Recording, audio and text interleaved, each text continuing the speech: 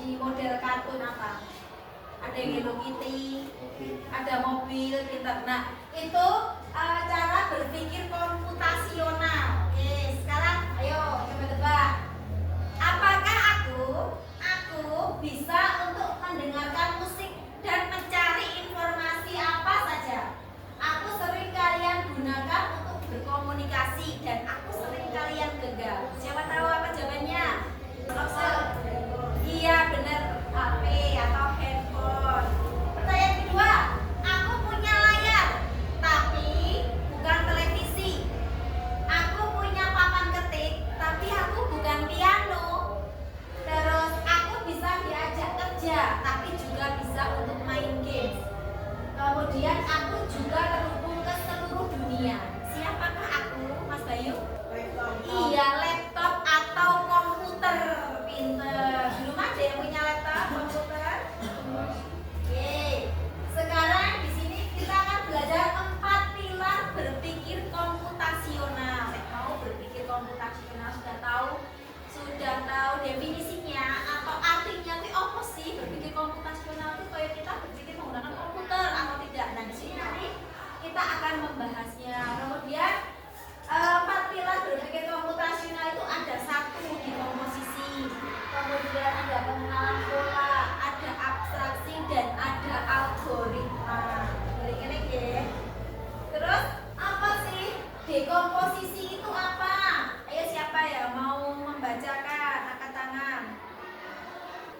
Mas Irul ya, ayo Mas Irul baca yang keras Mas. Dekomposisi. Dekomposisi memecah masalah besar jadi masalah kecil. Contohnya, Contoh, memecah tugas membersihkan kamar menjadi merapikan tempat tidur, menyapu lantai, dan membersihkan meja. dekomposisi itu memecah masalah besar sing menjadi kecil-kecil. Contohnya membersihkan kamar, tidak masalah besar kok. Membersihkan kamar ya kok kamar ini gede ya, nanti tak sih apa nesek gitu loh. Mulai dari merapikan nesek, merapikan tempat tidur, terus kemudian nyapu lantai, terus kemudian bersihin meja belajarmu. Nah, itu menjadi bagian-bagian kecil. Terus kemudian menyiapkan pesta ulang tahun. Menyiapkan pesta ulang tahun itu kita suatu masalah yang besar ya. Tapi dibagi menjadi masalah yang kecil. Nek arep ulang tahun kuwi apa yang paling dipersiapkan? Undangan, kue, bener. Apalagi? Hiasan, bener. Kemudian pengenalan pola. Siapa yang membaca? Yuk, Mbak Seka, bener. Pengenalan pola. Ya, oke, pengenalan pola. Menemukan pola atau kesamaan dalam masalah. Jadi saat melihat jadwal pelajaran itu, ketika setiap hari Senin ada pelajaran matematika, polanya sama nggak setiap hari? Oh, nek Senin ini matematika karo Rebo. Itu sama nggak polanya? Sama nggih. Naruh sepatu di rak sepatu. Kalian lakukan setiap hari dan setiap pulang sekolah. Itu pengenalan pola. Jadi polanya itu sama, hampir sama setiap hari. Kemudian abstraksi. Siapa yang mau baca? Ayo. Oke, Mas Axel, Bandar. Abstraksi fokus pada hal yang penting dan Oke, itu pilar yang ketiga yaitu abstraksi. Fokus pada hal yang penting dan mengabaikan hal-hal yang tidak perlu. Contohnya ketika kalian dari rumah mau ke sekolah, kalian fokusnya kan, oh aku naik omah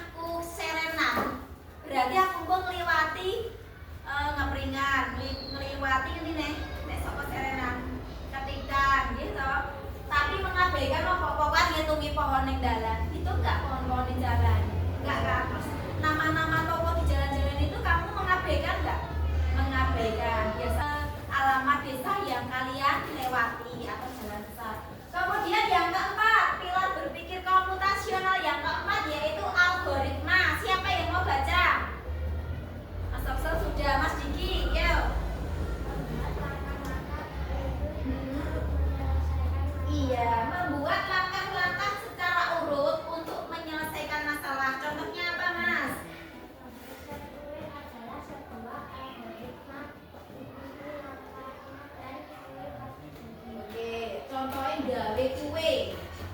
Anggere kowe gawe roti, nek kuwi langkah-langkahnya sesuai dengan apa yang di resepnya, pasti jadi enggak? Jadi, itu namanya algoritma. Jadi ada 4 ya, apa saja? Dekomposisi, pengenalan pola, abstraksi, dan algoritma. Oke, kita akan melihat video. Apa sih berpikir komputasional itu? Oke, sebentar. Adalah apa artinya computational thinking atau berpikir komputasional? Adakah yang bermata jeli dan melihat kata komputasional di sini? Jadi mungkin Tadi video tentang berpikir komputasional. Oke, kita bentuk menjadi beberapa kelompok, nggih. Atau kelompoknya mau pakai kelompok yang seperti biasa, boleh ya? Oke, kita bagi menjadi 5 kelompok. Jadi setiap satu kelompok nanti Budia sudah menyiapkan LKPD-nya. Silakan kalian berdiskusi untuk menyelesaikan masalah yang tadi sudah bisa di sini dengan menerapkan 4 pilar berpikir komputasional. Oke, kelompok 1, kelompok 1 sini. Kelompok 2. Oke, silakan kalian diskusikan dengan menggunakan 4 pilar berpikir komputasional. Ditulis nama kelompoknya, anggotanya siapa saja, nggih, ditulis. Terus kemudian nih seperti kelompok 1 ya. Kelompok 1, bagaimana cara membuat puding yang manis dan menarik. Nah, bagaimana diterapkan dengan penerapan pada dekomposisi tadi sudah diterangkan ya. Terus pengenalan pola, abstraksi dan algoritma. Setiap kelompok mendiskusikan satu masalah, nanti presentasinya gantian. Nanti Budia nilai ya, keaktifan untuk kelompoknya Budia nilai. Yuk, silakan kalian tulis nama kelompoknya, ditulis, diaktif. Sudah selesai. Sekarang kita akan presentasi tiap kelompok. Oke, nanti dibaca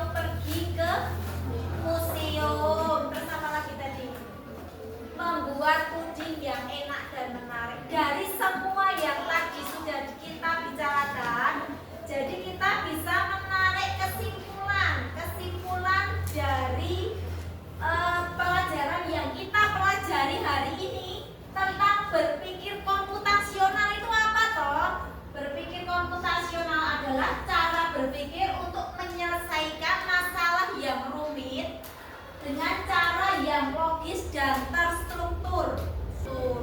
Kemudian 4 langkah utama dalam berpikir komputasional tadi ada apa aja? Dekomposisi, pengetahuan ulang, administrasi, dan pendapat. Nah, dekomposisi tadi apa? Memecahkan masalah besar menjadi bagian-bagian yang Iya, memecah masalah besar menjadi bagian yang lebih kecil atau lebih mudah diatur. Kalau pengenalan pola tadi apa?